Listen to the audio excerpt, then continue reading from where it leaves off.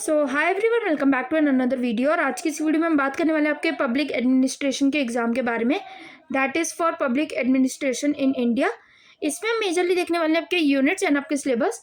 उसके बाद अगर आपका जब भी आपका एग्जाम है, आप अपनी मुझे बस एक एग्जाम की डेट में बता देना कि आपका एग्जाम जो किस डेट पर है, ताकि जो भी आपको जो है आपका एग्जाम होगा उससे पहले मैं आपको explanation videos and the important question results की वीडियो दोनों ही चीज़ें जो प्रोवाइड कर सकूँ। So let's begin the video ना। और आज की इस वीडियो में जो है यूनिट वाइज जो है सिलेबस डिस्कस करने वाले हैं। यूनिट 1 है हमारे पास इंडियन एडमिनिस्ट्रेशन। इंडियन एडमिनिस्ट्रेशन में मेजरली पढ़ने वाले एक तो सिविल सर्विसेज के बारे में और उसका एवोल्यूशन के बारे में। इसमें हम देखेंगे एक तो कॉलोनियल लेगेसी, देन देखेंगे civil services in constitutional framework, उसके appointment, training and the promotion. उसके बाद हम देखेंगे PMO and the cabinet secretariat. And then हम देखने वाले major initiatives in the administrative reforms. उसके बाद हम देखेंगे decentralisation and the local self governance. इसमें हम इसका एक तो मीनिंग और इसका टाइप देखेंगे for both rural and urban. And then हम देखेंगे PRIs and the implementation of the public policies. उसके बाद हम देखेंगे यूनिट 3 में, दैट इज द बजट। हमारा मेजर टॉपिक होने वाला है ये। तो बजट में हम देखने वाले हैं budget and the cycle in India, like concept of budget का क्या होता है और उसका साइकिल क्या होती है इंडिया में।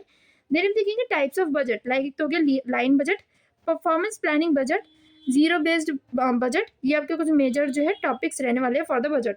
देन ये बजट मेकिंग, रोल क्या होता है हमारी फाइनेंस मिनिस्ट्री का इन बजट मेकिंग, वो हम देखने वाले हैं कि इसकी जो है पूरी प्लानिंग, इसको कैसे प्लान किया जाता है, उस सब के बारे में हम जो है इस वीडियो में देखेंगे in the explanation video. Then उसके बाद हम देखने वाले हैं हमारे टेक्नोलॉजी का टॉपिक, जो कि हमारा technology and administration in India. Like अब टेक्नोलॉजी कैसी कैसी आई, लाइक इंडिया में जो है धीरे धीरे एक जो है डिजिटल प्लेटफॉर्म का बहुत बड़ी अक्रेंस हुई और उसके वजह से क्या क्या बेनिफिट्स हुए हमारी कंट्री में, उन सब के बारे में हम पढ़ने वाले हैं इंडिया में मेजरली। तो इसमें हम सबसे पहले देखेंगे e governance and the journey of e governance in India. उसके बाद देखेंगे models of e governance like the case studies of digital India mission, इसके बारे में हम पढ़ने वाले हैं।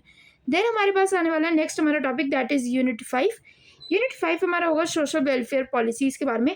इसमें हम सबसे पहले देखेंगे एजुकेशन का टॉपिक, जो कि हमारा राइट टू एजुकेशन, जो हमारा एक टाइप का फंडामेंटल राइट था बीच में, फिर हटा दिया गया था, पर अभी इस समय फंडामेंटल राइट्स में काउंट होता है, बट एज इन नहीं भी होता, क्योंकि हमारे पास मेजर 6 लाइक एक सेकेंड या मेजर हमारे पास 6 फंडामेंटल राइट्स हैं, बट अभी बताया जाता है कि जनरली 8 भी हो कह सकते हैं, जिसमें हमारा education and like right to education 7, हाँ 7 इसको हम बोल सकते हैं, लाइक 7 अभी इस समय हमारे पास मेजर में बोल सकते हैं। Right to education between the age of 16 to I think 14 ये बोला गया है। अब आपको मुझे कमेंट्स बताना है कि हमारे कौन से पर्टिकुलर आर्टिकल में ये मेंशनड है कि ये पर्टिकुलर जो है इसको भी एक एज अ फंडामेंटल राइट जो है एज अ यूज़ करना चाहिए, या फिर एज अ आगे पॉपुलराइज करना चाहिए इसको भी, एजुकेशन वाले राइट को। उसके बाद हमारे पास है हेल्थ का, हेल्थ है हमारे पास national health mission. Then we have is the food, right to food security. And then we have is the employment, MG NREGA. MG NREGA की अगर किसी का फुल फॉर्म पता है मुझे ज़रूर कमेंट्स में बताना। इसकी वैसे फुल फॉर्म होती है एमजी, पहले ये एमजी नहीं था, पहले सिर्फ ये नरेगा था, अब जो है इसको एमजी नरेगा करा करा। एमजी का मतलब है महात्मा गांधी। तो this was the Mahatma Gandhi, एक हमारे पर्सन थे जो कि इन्होंने फ्रीडम फाइटिंग में बहुत ज़्यादा हेल्प करी थी। सो फ्रीडम फाइटर थे, महात्मा गांधी का नाम आता है उसमें। एंड फुल फॉर्म क्या है इसकी, फुल फॉर्म आपको कमेंट्स में बतानी है। वैसे मैं आपको बता देती हूँ क्या है इसकी फुल फॉर्म, जनरली बच्चों को नहीं पता होती है, और अगर जिस बच्चे को पता है कमेंट्स में ज़रूर मेंशन कर देना, क्योंकि इतना बड़ा नाम लिखना यहाँ पे पॉसिबल नहीं होगा। So that is Mahatma, M से महात्मा, जी से गांधी, एन से नेशनल, आर से रूरल, ई से आपको पता होना चाहिए दैट इज़ एम्प्लॉयमेंट, जी से क्या होगा आपको पता होना चाहिए बात, दैट इज़ गारंटी। एंड ए से क्या होगा, दैट इज़ एक्ट, ACT ये वाला। तो ये पर्टिकुलर एक एक्ट है, ये आपको पता होना चाहिए।